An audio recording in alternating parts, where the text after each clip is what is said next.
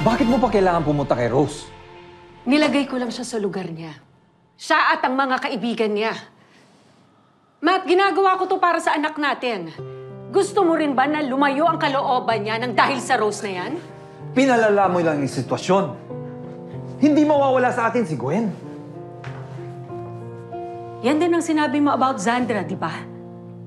Ang sabi mo, hindi niya mapapatawad ang nanay niya dahil matindi ang galit niya dito. And yet, tignan mo ngayon na nangyari. Nabilog na rin ni Rose yung ulo ni Zandra. Sir, excuse me. Nandito po si Miss Zandra.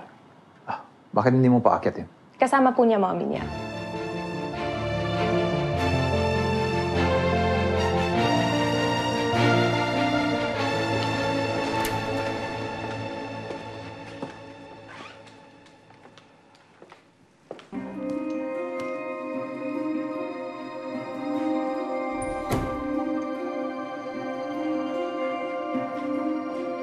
Okay ka lang, Mommy?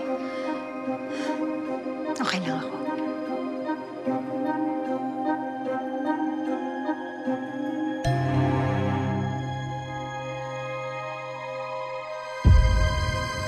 Buka mo na dito.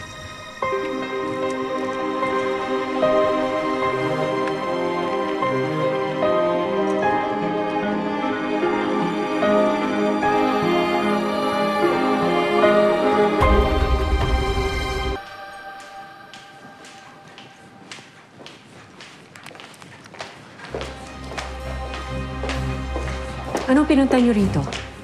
Sinamahan mo ang mami mo para mag-apologize sa akin? Tita, baka ikaw ang kailangan mag-apologize sa mommy ko.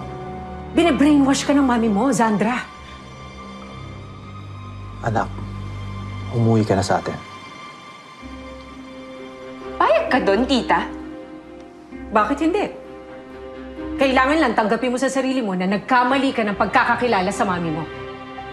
Nagpapanggap na inosente. Biktima. When in fact... Sarili mo yata ang tinutukoy mo, Christina.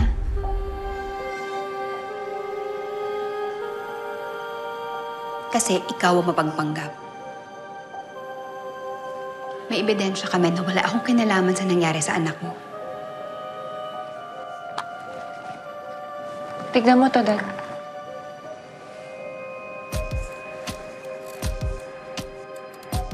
Gusto mong bumalik? Ha? Ito bang gusto mo? Ha? Ha? Ha? Ha? Gusto mo ako sa palit? Kaya nga yan!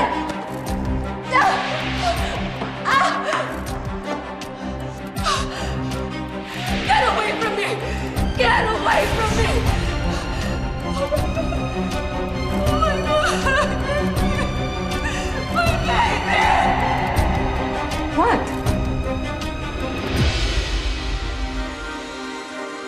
Ma, sinaktan ako ni Rose kaya ako nakunan.